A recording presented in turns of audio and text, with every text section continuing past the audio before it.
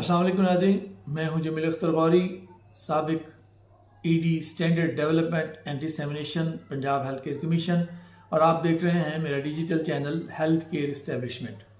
नाज़रीन, आज homeopathic clinic के MSDS और इंडिकेटर्स का 3 व्लॉग्स का आखिरी व्लॉग है, और इसमें आज हम आपके साथ इंडिकेटर नंबर 24 के बाद जो इंडिकेटर नंबर 33 तक इंडिकेटर्स हैं वो आज हम आपके साथ शेयर करेंगे। हम जैसा कि हम पहले भी अर्ज़ कर चुके हैं कि हम इसमें आपके साथ शेयर करेंगे कि इंडिकेटर क्या कह रहा है और जो कुछ वो कह रहा है उस पर अमल दरामद जो है वो किस तरीके से किया जा सकता है। उसका बिल्कुल आसान तरीका जो है वो हमने पहले 2 व्लॉग्स में भी बयान किया है, और आखिरी व्लॉग में भी अब हम इंडिकेटर नंबर 24 से शुरू करने जा रहे हैं। तो बगैर कोई वक्त ज़ाया किए हम इंडिकेटर की जानिब आते हैं। इंडिकेटर 24 होम्योपैथिक अद्वियात स्टोरेज के तयशुदा रहनुमा उसूलों गाइडलाइंस के मुताबिक स्टोर की जाती हैं। देखिए, ये जर्द रंग का इंडिकेटर है और ये इसके 2 हिस्से हैं। एक हिस्से में तो आपने एक हिदायत बना के रखनी है। ये जो सामने आपको स्क्रीन पर नज़र आ रही हैं ये अद्वियात को स्टोर करने के बारे में हिदायत हैं, यानी गाइडलाइंस हैं, और ये आपके पास मौजूद होनी चाहिए। ये 6 गाइडलाइंस हैं, ये आपके पास मौजूद होनी चाहिए। और दूसरा जो हिस्सा इसका है कि इन गाइडलाइंस के मुताबिक आपने अपनी अद्वियात को स्टोर किया हुआ होना चाहिए, तो फिर ये आपका इंडिकेटर जो है वो पूरा हो जाएगा। तो गाइडलाइन क्या कह रही हैं कि अद्वियात स्टोर करने के बारे में हिदायत जो है वो ये है। नंबर 1, दवाएं लकड़ी, स्टील या शीशे के बने कैबिनेट में हुर्फ तहज्जी के एतबार से रखी जाएंगी। दवाएं स्टोर करने की जगह को साफ और खुश्क रखा जाएगा। नंबर 3, दवाओं को सूरज की बराह रास्त शुआओं से महफूज रखा जाएगा। नंबर 4, दवाओं को रेफ्रिजरेटर की बजाय कमरे के दर्जा हरारत पर रखा जाएगा। नंबर 5, कंटेमिनेशन से बचने के लिए डिस्पेंसिंग के लिए साफ और शफाफ बोतलें इस्तेमाल की जाएंगी। और आखिरी नंबर 6, क्लिनिक में इस्तेमाल होने वाली ऐसी अद्वियात जिन पर एक्सपायरी डेट दर्ज होगी उनका रिकॉर्ड रखा जाएगा। तो ये वो हिदायत हैं, इन पे सब पे आपने अमल दरामद करना है। तो नंबर 6 जो है ये बड़ा ख़ास है कि अगर आपके क्लिनिक में एक्सपायरी डेट वाली मेडिसिन मौजूद हैं, यानी वो मेडिसिन जिन पे एक्सपायरी डेट लिखी हुई है, तो फिर आपको उन अद्वियात का रिकॉर्ड भी रखना पड़ेगा, एक रजिस्टर बनाना पड़ेगा आपको, और उसमें आपको ये अद्वियात का रिकॉर्ड जो है एक्सपायरी डेट का वो रखना है। तो 2 हिस्से, जैसे मैंने कहा कि एक हिस्से में आप ये हिदायत जो सामने नजर आ रही हैं ये लिख के अपने पास एक रिकॉर्ड में रख लेंगे। सर्वेयर ने आके पूछना है कि जी आपके पास हिदायत हैं जिनके तहत आप अद्वियात स्टोर करते हैं, तो वो आपने ये पेपर दिखा देना है, और दूसरा फिर आपने इसी के मुताबिक अपनी अद्वियात को स्टोर करना है। इंडिकेटर 25, मरीजों में डिस्पेंसिंग से पहले रेमेडी की तारीख मियाद चेक कर ली जाती है। तो ये इंडिकेटर बिल्कुल सिंपल है कि आपके क्लिनिक में कोई एक्सपायर मेडिसिन जो है वो मौजूद नहीं होनी चाहिए। सुर्ख रंग का इंडिकेटर है। अगर एक्सपायर मेडिसिन मिलती है तो इंडिकेटर भी पूरा नहीं होगा, और ये खिलाफ ज़ाब्ता भी है एक्सपायर मेडिसिन जो है आपके क्लिनिक में होना। इंडिकेटर 26, लेबल लगाने के तमाम शराइत पूरी की जाती हैं। ये भी इंडिकेटर सुर्ख रंग का है, और ये जो अद्वियात आप अपनी डिस्पेंसरी से मरीजों को फराहम करते हैं उन पे ये लेबल जो है वो लगा के दिया जाना ज़रूरी है।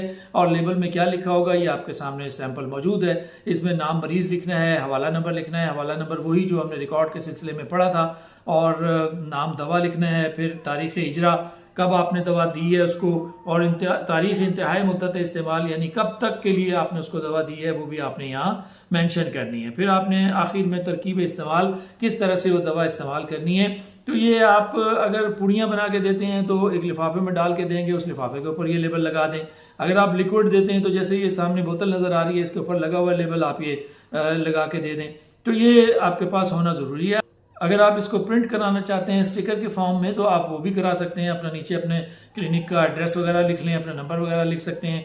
और अगर वो प्रिंट आप नहीं करवाना चाहते तो फिर आप कंप्यूटर से इसके जो है वो 5-6 ऐप एक ही लाइन में बना के और पूरे पेज पे आप निकाल सकते हैं, और उसको कट करके अपने पास रख लें, क्योंकि ये सुर्ख रंग का इंडिकेटर है। अगर ये आपने नहीं पूरा किया और आपके पास जब सर्वेयर आए और आपके पास लेबल मौजूद ना हुए तो फिर आपका ये इंडिकेटर पूरा नहीं होगा।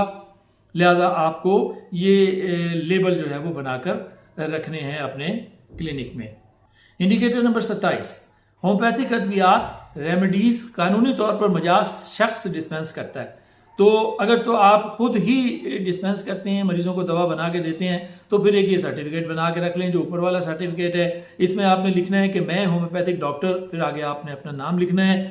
अपने क्लिनिक में मरीजों को खुद ही दवा बनाकर देता हूँ या देती हूँ, और नीचे आपने अपने दस्तखत कर लेने हैं और मोहर लगा देनी है, ये सर्टिफिकेट बना के रख लेना है। और अगर आपके क्लिनिक में कोई डिस्पेंसर जो है वो दवा बना के देता है, तो फिर आपने ये नीचे वाला सर्टिफिकेट जो है ये बना के रिकॉर्ड में रखना है। इसमें कहा गया है कि तस्दीक की जाती है कि मुसम्मी मुसम्मात, यहाँ पे उसका नाम लिखना है जो दवा बना के देता है या देती है, मैट्रिक पास है और बतौर डिस्पेंसर इसका तजुर्बा 6 माह से जायद है, ये नुस्खा के मुताबिक अद्वियात डिस्पेंस करने की सलाहियत रखता या रखती है और इसे क्लिनिक में अद्वियात डिस्पेंस करने के लिए तैनात किया गया है। इसके दस्तखत का नमूना दर्ज झेल है, उसके दस्तखत करवा लें आप नीचे, और फिर साथ में अपने दस्तखत करके अपनी मोहर लगा के अपने रिकॉर्ड में इसको रख लें। इंडिकेटर 28, क्लिनिक में उन हालात की फहरिस्त मौजूद है जिनमें मरीज या लवाहिकीन से पेश किया गया की बुनियाद पर इलाज के लिए रजामंदी हासिल करना जरूरी है। इस इंडिकेटर के भी 2 हिस्से हैं। एक हिस्से में आपने ये फहरिस्त बना के रखनी है, ये आपको सामने जो 7 कैफियत या बीमारियां नजर आ रही हैं, ये आपने एक लिस्ट बना के अपने पास रिकॉर्ड में रखनी है। तो इसमें नंबर 1 है जिगर की पुरानी बीमारियां, नंबर 2 कैंसर, नंबर 3 दिल का आर्जा, नंबर 4 गुर्दों का फेल हो जाना, नंबर 5 जिनसी अमराज, नंबर 6 तमाम तरह का फालिज, नंबर 7 लकवा। तो ये आपने एक लिस्ट जो है वो बना के रखनी है। जब आपके पास सर्वेयर आए और वो आपसे पूछें कि क्या आपने कोई फहरिस्त बना के रखी है, कोई लिस्ट आपके पास है जिन कैफियत में आप मरीजों से पेश की आगाही की बुनियाद पे उनसे तहरीर रजामंदी लेते हैं, तो फिर आपने ये लिस्ट जो है उनको दिखा देनी है कि जी बिल्कुल मेरे पास है और हम इन अमराज में जो है मरीजों से उनकी जो है वो पेश की आगाही की बुनियाद पे उनकी रजामंदी, तहरीरी रजामंदी हम हासिल करते हैं। और दूसरा हिस्सा इसका ये है कि आप इसमें ये फॉर्म जो है जो आपको सामने नजर आ रहा है, ये रजामंदी का फॉर्म है बराए होम्योपैथिक तरीका इलाज। ये आपने मरीज से फिल करवाना है, उससे निशान अंगूठा और दस्तखत वगैरह कराने हैं, या अगर उसका कोई लवाहिकीन या कोई अटेंडेंट्स आते हैं तो या उससे आपने ये फिल करवाना है और अपने दस्तखत करके इसको आपने अपने पास महफूज रख लेना है। ये फॉर्म जो है आपके पास ये कोई 8-10 जो है वो फॉर्म मौजूद होने चाहिए, और जब इस तरह का कोई मरीज आए तो आपने उससे ये आपने तहरीरी रजामंदी लेनी है। इसको हम इन्फॉर्म्ड कंसेंट भी कहते हैं। इन्फॉर्म कंसेंट आपको इत्तेफाक हुआ होगा कभी किसी ऑपरेशन थिएटर के बाहर जो है वो खड़े आप अगर हों तो आपके पास एक अंदर से एक नर्स आती है या वार्ड बॉय आता है, वो ये कहता है कि जी यहाँ पे दस्तखत कर दें, तो वो बताता तो नहीं है कुछ कि जी ये क्या है क्या नहीं है, तो आप उस पर दस्तखत कर देते हैं। असल में ये इन्फॉर्म कंसेंट होती है, वो फ़र्ज तो उसका है कि सर्जन का या एनेस्थेटिस्ट का कि वो आए बाहर और वो आपको बताए कि जी ये सर्जरी जो है वो किस चीज़ की हो रही है और उसकी कॉम्प्लिकेशंस क्या हो सकती हैं। एनेस्थेटिस्ट जो है वो आके आपको बाहर बताए कि जनाब ये एनेस्थीसिया जो है हमने जनरल में दे रहे हैं या इसको लोकल दे रहे हैं या स्पाइनल दे रहे हैं, तो किस चीज़ में एनेस्थीसिया दे रहे हैं हम और उस एनेस्थीसिया की क्या कॉम्प्लिकेशन हो सकती हैं, और फिर ये बताने के बाद आपसे वो रजामंदी हासिल करते हैं। तो इसी तरह से आपको भी जो है वो ये रजामंदी हासिल करनी चाहिए। इसमें आप ही का फ़ायदा है। मैं मिसाल देता हूँ कि अगर कोई गुर्दों के फेल होने का पेशेंट आपके पास आता है और वो डायलिसिस ऑलरेडी मौजूद है, तो वो आके आपसे कहता है कि जी मेरा ट्रीटमेंट करें, तो अव्वल तो आपने उसको समझा देना है कि जी ये ट्रीटमेंट आपका चल रहा है, आपके डायलिसिस हो रहे हैं तो आप वो डायलिसिस कराएं, और इसके मुतबादिल के तौर पे ये भी हो सकता है कि आप अगर किडनी ट्रांसप्लांट करा सकते हैं तो वो आप करवा लें। लेकिन अगर फिर भी मरीज़ कहता है कि जी मैं तो आपका नाम सुन के आया हूँ और आपने ही मेरा इलाज करना है, तो तब आप उससे ये जो इन्फॉर्म कंसेंट का जो फॉर्म है वो आप साइन करवा लें, ताकि बाद में कभी जो है उसकी डेथ के बाद खुदा न खास्ता उसके लवाहिकीन या उसके घर वाले आके आपको परेशान न करें और ये ना कहें कि जनाब आपने इसका इलाज क्यों किया, वो तो डायलिसिस में था तो आपने उसका ट्रीटमेंट क्यों किया। तो आपके पास ये सबूत होगा और आप दिखा सकते हैं कि ये मैंने खुद उसका ट्रीटमेंट नहीं किया, मैंने उसको मुतबादिल भी बताया था, उसको ट्रीटमेंट का भी बताया था और उसको तमाम चीज़ें बताई थी, उसके बावजूद उन्होंने कहा कि जी हम आपसे इलाज कराना चाहते हैं, तो तब हमने ये फार्म रजामंदी उनसे साइन कराया था, ये उनके दस्तखत और ये उनका अंगूठा मौजूद है। तो ये अगर आप फॉर्म फिल कर लेंगे इस किस्म के क्रिटिकल पेशेंट से, तो ये आपकी सेफ्टी है, कल को आपको जो है वो ये फ़ायदा दे सकती है। इंडिकेटर 29, मरीज लवाहिकीन को इलाज के अखराजात से आगाह किया जाता है। तो इसमें आपने जो है वो ये सुर्ख रंग का इंडिकेटर है, मरीज़ का हक बनता है कि उसको बताया जाए कि उसके इलाज पे कितने पैसे खर्च आ रहे हैं। आप यौमिया दवा के पैसे जितने भी चार्ज करते हैं वो आपको बताने हैं। अव्वल तो ये है कि आपके पास एक लिस्ट आपने बना के रखनी है कि यौमिया दवा के कितने चार्जेस हैं। आप घर जाके देखते हैं तो कितने चार्जेस हैं। आप अगर क्लिनिक से और जो पेटेंट अद्वियात हैं अगर वो देंगे तो कितने चार्जेस होंगे और मशवरा फ़ीस कितनी है, ये एक लिस्ट आपके बना के रखनी होती है। लेकिन अगर वो लिस्ट आप नहीं बनाते तो तब भी आप एक डिस्प्ले कर सकते हैं कि ये जैसे इन्होंने ये किया हुआ है कि यौमिया पर्ची फ़ीस जो है वो 50 रुपये, ऊपर उन्होंने लिखा हुआ है कि मशवरा फ़ीस और दवाई यौमिया पर्ची फ़ीस 50 रुपये, यानी वो एक रोज़ के वो 50 रुपये लेते हैं। आप 50 लिख सकते हैं, आप 100 लिख सकते हैं, आप 50 से 100 लिख सकते हैं कि यौमिया दवा के जो डिस्पेंसरी से दवा दी जाती है वो 50 से 100 रुपये उसके चार्जेस हैं, और अगर कोई पेटेंट दवा दी जाएगी तो उसके चार्जेस अलहदा से होंगे। तो ये आप लिख के रखेंगे, सुर्ख रंग का इंडिकेटर है, लिखा हुआ होगा तो वो दूर से ही देख लेता है, वो आपसे पूछता भी नहीं है सर्वेयर, और आपको इसके नंबर जो है वो मिल जाते हैं। इंडिकेटर 30, मरीज और उनके अहले खाना इलाज से इनकार का हक रखते हैं। तो ये आपने, ये सुर्ख रंग का इंडिकेटर है, तो ये आपने एक इबारत जो है वो लिख के आवेज़ा करनी है। तो ये अब आगे जो क्लिनिक के कवायद और ज़वाबित वाली जो शील्ड आ रही है और जो फ्लैक्स आपने बनानी है, उसमें अगर एक लाइन आप ये ऐड कर लेंगे कि मरीज़ को हक हासिल है कि वो हमारा तजवीज़ करदा इलाज बंद करके किसी भी दूसरे मालिक से मशवरा कर सकता है, तो ये आपका इंडिकेटर नंबर 30 भी जो है वो पूरा हो जाएगा। इंडिकेटर 31, मरीजों और उनके लवाहिकीन अहले खाना को शिकायत करने का हक हासिल है और उनकी शिकायत के अजाले के लिए एक निज़ाम भी मौजूद है। ये इंडिकेटर भी जो है वो 2 हिस्सों पे मुश्तमिल है। एक में तो आपने जो फ्लैक्स आपने क्लिनिक के अंदर लगानी है उसमें लिख के लगाना है कि मरीज़ों को जो है वो शिकायत का हक हासिल है, और वो अगर शिकायत करना चाहते हैं तो डॉक्टर साहब के पास रजिस्टर मौजूद है या उनके पास सिस्टम मौजूद है, तो उनसे आप रब्ता कर लें। ये फ्लैक्स में लिख के लगाना है आपने। और दूसरे नंबर पे जो आपने काम करना है वो ये रजिस्टर बनाना है। ये सामने आपको रजिस्टर नज़र आ रहा है, और इस रजिस्टर में ये जो नीचे कॉलम दिए हुए ये 9 कॉलम है। ये आप रजिस्टर जो है वो इसके पेज जो है 2 पेज खाली छोड़ के और तीसरे पेज पे आप ये 9 कॉलम जो है वो बना लें, और 9 कॉलम लिख के, अगर वैसे आमतौर पर शिकायत जो है वो नहीं होती, होम्योपैथिक क्लिनिक में कोई कंप्लेंट नहीं होती, लेकिन शिकायत अगर कोई दर्ज कराता है और अब उसको आप रिमूव करते हैं तो इससे आपकी कारकर्दगी में बेहतरी आती है। तो ये आप रजिस्टर बना लें, और अगर शिकायत आती है तो कोई दर्ज कर लें और इस कॉलम के मुताबिक आप उसको ट्रीट कर लें, और अगर कोई शिकायत नहीं आती तो ये रजिस्टर आपके पास जब तक बना हुआ है ये आपका इंडिकेटर नंबर 31 पूरा होता रहेगा। इंडिकेटर 32, सेहत की सहूलियात फराहम करने वाले इदारों का चार्टर आवेज़ा किया गया है और इस बारे में मरीजों और उनके अहले खाना की रहनुमाई की जाती है। तो ये वो है फ्लैक्स है जिसका हम जिक्र करते आए हैं अब तक, शुरू से अब तक। तो इंडिकेटर नंबर 32 में आपने क्या करना है कि एक आपने 3 फुट ज़रबे 2 फुट की एक फ्लैक्स जो है वो बनानी है, और उस पर उन्वान आपने लिखना है कि क्लिनिक के कवायद और ज़वाबित। और अगर आप ये फ्लैक्स लगा लेंगे, हम आगे चल के आपको फ्लैक्स का नमूना दिखाते हैं कि उसमें क्या क्या आपने लिखना है। तो उस फ्लैक्स के लगाने से न सिर्फ ये कि आपका इंडिकेटर नंबर 32 भी पूरा हो जाएगा, बल्कि उसके साथ साथ जो आवेज़ा करने वाले 8 और इंडिकेटर हैं, जिनमें इंडिकेटर नंबर 3 है, 2 है, 5 है, 17 है, 20 है, 29 है, 30 है,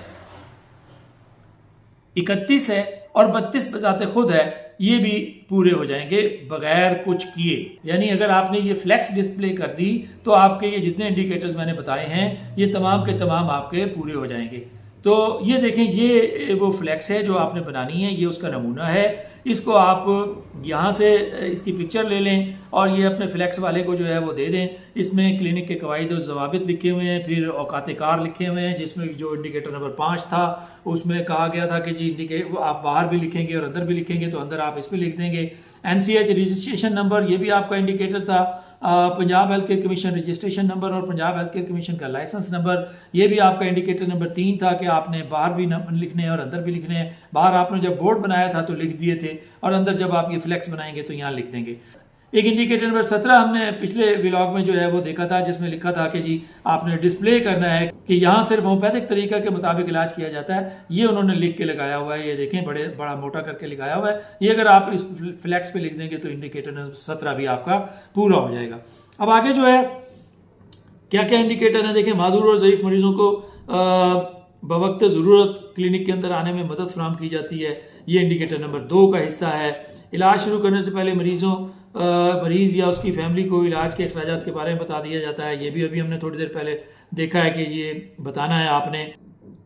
मरीज़ को हक हासिल है कि वह हमारा तजवीज़ करदा इलाज बंद करके किसी भी दूसरे मौलिज से मशवरा कर सकता है। ये अभी थोड़ी देर पहले हमने देखा है कि ये इंडिकेटर भी इसके अंदर है। तो क्लिनिक या मुतल्लिका स्टाफ के बारे में शिकायत की सूरत में होम्योपैथिक डॉक्टर से रुजू करें। ये भी हमने शिकायत के बारे में पढ़ा था। मरीज़ के इलाज से मुताल्लिक मालूमात पोशीदा रखी जाती हैं। तनफ़ुस में दुश्वारी, सदमा, खून का बहना, हड्डी टूट जाने में एमरजेंसी की सूरत में होम्योपैथिक तरीके के मुताबिक इब्तदाई तिब्बी इमदाद फराहम की जाती है। ये हमने इंडिकेटर 20 पढ़ा था, जिसमें एमरजेंसी से मुताल्लिक जो है वो डिस्प्ले करना था, वो हमने यहाँ पर डिस्प्ले कर दिया है। तो इलाज मुआलजे से मुताल्लिक रिकॉर्ड मुरतब किया जाता है। मरीज़ को हक हासिल है कि वो मुआलिज से नुस्खा तलब कर सकता है। यानी अगर मरीज़ नुस्खा तलब करता है तो आप उसको प्रिस्क्रिप्शन जो है वो देंगे, वरना रिकॉर्ड आप अपने पास रखेंगे। तो ये सारी चीज़ें हैं। नीचे आप अपना नाम लिख सकते हैं, अपने क्लिनिक का नाम लिख सकते हैं, अपना फ़ोन नंबर लिख सकते हैं, और ये रेस्क्यू वगैरह के नंबर जो हैं वो दिए हुए हैं, ये भी आपने इसमें फ्लैक्स में लिखने हैं। तो ये अगर फ्लैक्स आपकी लगी हुई होगी तो 8 इंडिकेटर जो हैं वो जो डिस्प्ले करने वाले हैं वो इस एक फ्लैक्स से जो है वो पूरे हो जाते हैं। इंडिकेटर 33, क्लिनिक में इन्फेक्शन के खतरे को रोकने और इसके इम्कान को कम करने के लिए इन्फेक्शन कंट्रोल का निज़ाम मौजूद है। अच्छा, इसके भी 2 हिस्से हैं। इसमें एक हिस्से में तो आपने ये SOPs बना के रखने हैं। ये जो सामने आपको नज़र आ रहे हैं, ये 5 पॉइंट्स जो नज़र आ रहे हैं, ये इन्फेक्शन कंट्रोल करने के लिए SOPs हैं। SOPs कहते हैं स्टैंडर्ड ऑपरेटिंग प्रोसीजर्स को। मतलब है कि अगर आपने अपने क्लिनिक में इन्फेक्शन को कंट्रोल करना है तो क्या करना है आपने, तो आपके पास पहले तो ये तहरीरी SOPs होने चाहिए और फिर इसके मुताबिक आपने अमल करना है। और वो अमल क्या करना है? नंबर 1, क्लिनिक में सफाई और हाइजीन का ख्याल रखा जाता है, जिसके लिए क्लिनिक में रोज़ाना सफाई की जाती है। मरीज़ का मुआयना करने से पहले और बाद में साबुन और पानी से हाथ धोए जाते हैं। नंबर 3, मुतअद्दी अमराज में मुब्तला मरीज़ या ऐसे मरीज़ जिनको छूने से बीमारी दूसरों को लगने का खतरा हो को दस्ताने और मास्क पहनकर चेक किया जाता है। नंबर 4, क्लिनिक में आम कूड़ा और मेडिकल वेस्ट मरीज से मुताल्लिका अलग-अलग डस्टबिन में रखा जाता है। नंबर 5, आम कूड़ा कूड़े वाले को दे दिया जाता है, जबकि मेडिकल वेस्ट जलाने के लिए मुताल्लिका इदारे को दे दिया जाता है या आबादी से दूर ज़मीन में गड्ढा खोद कर दबा दिया जाता है। तो ये जो है वो SOPs हैं इसके इन्फेक्शन को कंट्रोल करने के। इनके मुताबिक आपके पास जो जो चीज़ें होनी चाहिए, नंबर 1 तो ये हिदायत होनी चाहिए, ये SOPs होने चाहिए तहरीरी तौर पे। इसकी तस्वीर बना लें और इसको आप प्रिंट करा लें या इसको तहरीर कर लें इन 5 पॉइंट्स को।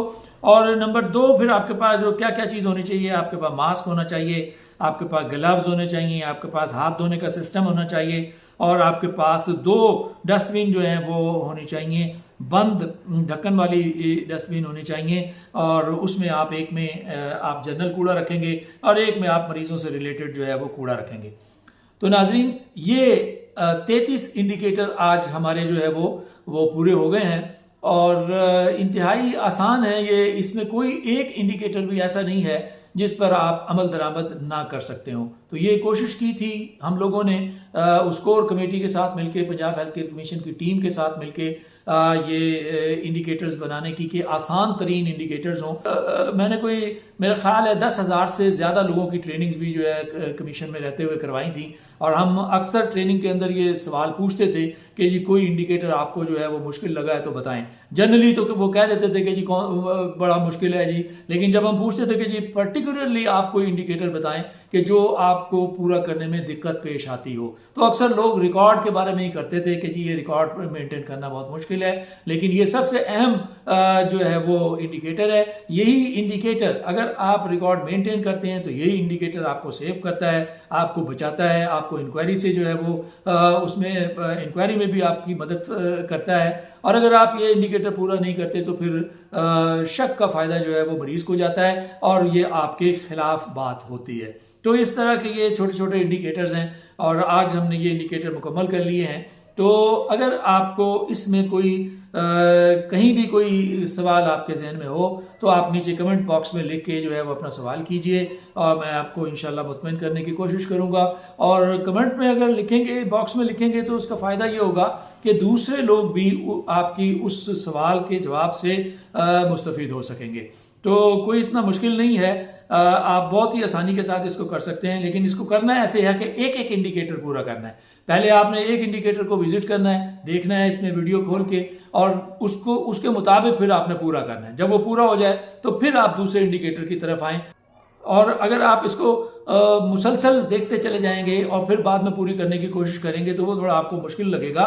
लेकिन मेरा मशवरा ये है कि एक इंडिकेटर को देखें, उसको उसके मुताबिक पूरा करें, उसके बाद अगला इंडिकेटर पूरा करें। इंशाल्लाह ये आपके 33 इंडिकेटर जो हैं वो बड़े आसानी के साथ पूरे हो जाएंगे। और अगर फिर भी कोई साहब ये समझते हैं, हम इस पर कंसल्टेशन भी करते हैं, और मैं कंसल्टेशन पहले इस पर करता था, और लोगों के जो क्लिनिक और मतब्स के इंडिकेटर्स जो हैं वो हम पूरे करा के, और जो दस्तावेज़ात बनती हैं वो भी हम बना के देते हैं, फ्लैक्स भी बना के देते हैं, साइन बोर्ड भी बना के देते हैं, ये चीज़ें बना के देते हैं। अपनी एक जायज़ फ़ीस है वो हम लेते हैं, और ये इंडिकेटर जो है वो हम तमाम के तमाम पूरे भी करके देते हैं। अव्वल तो आपको ज़रूरत नहीं पेश आएगी कंसल्टेंसी की, लेकिन अगर इसके बावजूद भी अगर आप चाहें हमारी खिदमत हासिल करना, तो इस पे नंबर मौजूद है हमारा व्हाट्सएप का। आप व्हाट्सएप लिख के और हमारी सर्विसेज जो हैं वो हायर कर सकते हैं। हम इंशाल्लाह आपके लिए अपनी सर्विसेज जो है वो पेश करने के लिए हम वक्त जो है वो तैयार हैं। अब तक के लिए इतना ही। आइंदा आने वाले व्लॉग तक मुझे इजाज़त दीजिए। अपना और अपने इर्द गिर्द रहने वालों का बहुत सा ख्याल रखिएगा। अल्लाह हाफिज़।